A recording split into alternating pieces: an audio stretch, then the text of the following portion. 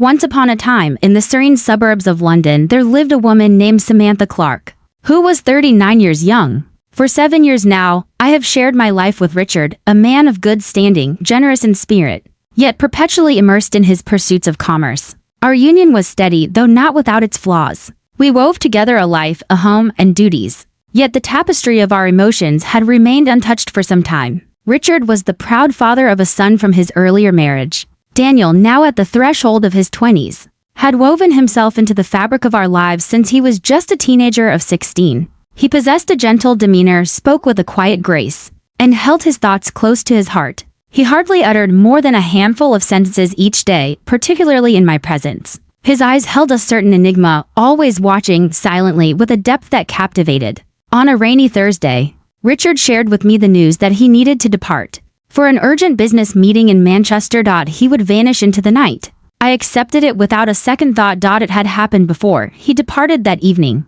planting a gentle kiss on my cheek as was his custom, his suitcase trailing behind him with a soft, rhythmic roll. As I filled my glass with rich, red wine, I settled into the embrace of the sofa, letting the gentle rhythm of the rain dance against the windows weave a soothing melody around me. I thought Daniel was away from the house. He often found himself immersed in the vibrant life of the university or lost in the company of friends, seldom making his way back before the clock struck midnight. Yet, I found myself mistaken. As the clock struck 10 p.m., I stood in the bedroom, brushing my hair. When a soft knock echoed through the stillness, I pivoted. The door creaked open, revealing Daniel slightly drenched, his hoodie clinging to him from the rain. "I had no idea you were here," I exclaimed, taken aback. He just arrived, his voice steady yet soft as he responded. A moment of silence lingered in the air, a rather clumsy tale. He remained right there. "Is all well in your world?" I inquired. His gaze flickered to the window. "The tempest rages fiercely beyond the walls." And he cast his gaze downward. Whispers linger in the air, echoing softly in my ears. Sounds echoing in the air. A subtle smile graced my lips. "It's merely the whisper of the wind. Step inside for just a moment if you wish." He entered with a measured pace, settling at the bed's edge, deliberately steering clear of my gaze. His tension was palpable, his jaw tightened ever so slightly, fingers dancing restlessly. Something felt amiss. "Are you all doing well?" I inquired once more, gently this time. He paused, caught in a moment of uncertainty. "May I linger here for the night? Is it possible to rest here? Something feels off within me." In that moment, a profound stillness enveloped the air. As I gazed upon him, a sense of bewilderment washed over me. This was not his usual self, yet, on that tempestuous night, with the lights dancing in uncertainty and the solitary house standing watch, I found myself nodding instinctively. Lost in the moment. Very well. Simply drift into slumber. As I nestled into bed, he drew a blanket over himself. Settling in beside me, I placed a pillow between us, establishing a clear boundary. Yet, deep within, my heart was pounding with excitement. What is the reason behind this? I was unaware. Perhaps it was the peculiarity of the moment. Or perhaps it was a thought I had never allowed myself to entertain. For a moment, we both lingered in silence, lost in our thoughts. The rain outside intensified, becoming a booming symphony of sound. A flash of lightning illuminated the whole room. "Do storms send shivers down your spine?" I inquired softly. He paused, allowing the silence to linger before responding. "No," he finally replied. "Fear of solitude grips my heart." His voice carried a profound resonance. Not the kind of fear that dances in the minds of children, but rather the heavy, lingering shadows that adults bear within their souls. "You're not alone, Daniel," I spoke softly. He shifted a bit, his face now hovering near mine in the shadows. "I understand. And that is the very reason I found my way here." There was a quality in his voice, an essence I couldn't quite identify. Gentleness, struggle, a deep yearning. His fingers grazed softly against mine. Gently. With a touch of uncertainty, I remained steadfast. Was it a mistake? Perhaps, yet in that instant, it seemed otherwise. It resonated with the essence of humanity. Once upon a time, there existed a dance between the past and the present. As dawn broke, I found myself awakening to the gentle embrace of sunlight cascading into the room. Daniel lay beside me, lost in a deep slumber, his face a picture of tranquility. For the first time, I observed the depth of maturity in his appearance. He was not a youth. There was a time when our paths crossed. He had become a man at last. With a gentle hush, I rose from my slumber and made my way to the kitchen. As I savored my coffee, a buzz from my phone interrupted the moment. A tale delivered by Richard. "The meeting has been rescheduled." As I made my way back tonight, an unusual guilt settled deep within my chest.